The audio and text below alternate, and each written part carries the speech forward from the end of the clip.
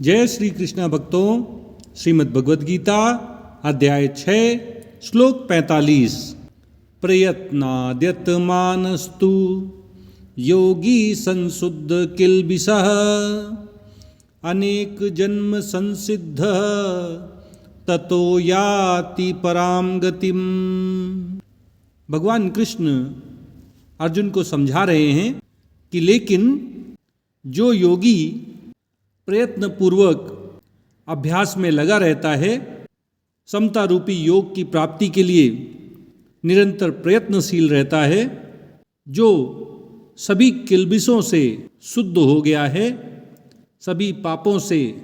रहित हो गया है और अनेक जन्मों के अभ्यास के बाद जो योगी सिद्धि को प्राप्त कर लेता है,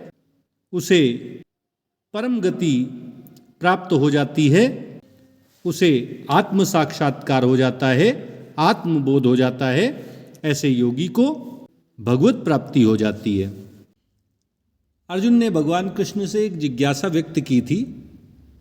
कि जो योगी ध्यान योग का अभ्यास करता है लेकिन किसी कारण वह योग के मार्ग से भ्रष्ट हो जाता है, तो उसकी क्या गति होती है?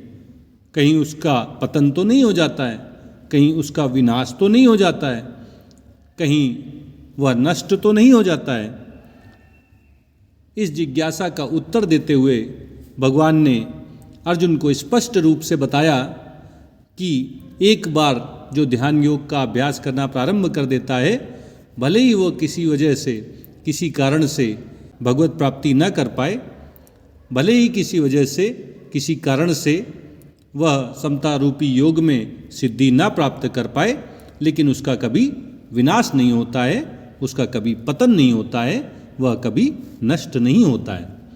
बल्कि भगवान के द्वारा उसे अनेक प्रकार के अवसर प्रदान किए जाते हैं, जिनसे क्रमिक विकास करके वह अंत में भगवत प्राप्ति कर लेता है। लेकिन ये सब भगवान ने योग भ्रष्ट साधक के विषय में अर्जुन को बताया था। कहीं अर्जुन गलती से योग भ्रष्ट साधक का मार्ग न चुन ले, वह योग भ्रष्ट ना हो जाए, इसलिए अब भगवान उसे एक बार फिर योगी की महिमा बता रहे हैं। भगवान कहते हैं कि लेकिन योगी जो प्रयत्न पूर्वक अभ्यास करता रहता है, यत्न करता रहता है, योग के द्वारा परमात्मा प्राप्ति का लक्ष्य बनाकर निरंतर अभ्यास के द्वारा भगवत प्राप्ति के लिए प्रयास में लगा रहता है, जो सभी कल्मषों से शुद्ध हो गया है, जिसके सभी पाप नष्ट हो गए हैं, जो राग द्वेष आदि पापों से रहित हो गया है, जो सांसारिक भोगों ऐश्वर्यों के प्रति आसक्ति रूपी पाप से भी मुक्त हो गया है, और जो योगी अनेक जन्मों के अभ्यास के बाद सिद्धि को प्राप्त कर लेता है, समता रूपी योग में सिद्धि प्राप्त कर लेता है, ऐसे योगी के लिए भगवान कहते हैं कि उसे अनेक जन्मों का इंतजार नहीं करना होता, उसे योग भ्रष्ट साधक की भांति स्वर्ग में फिर श्रीमानों के घर ऐसे विचरण नहीं करना पड़ता, बल्कि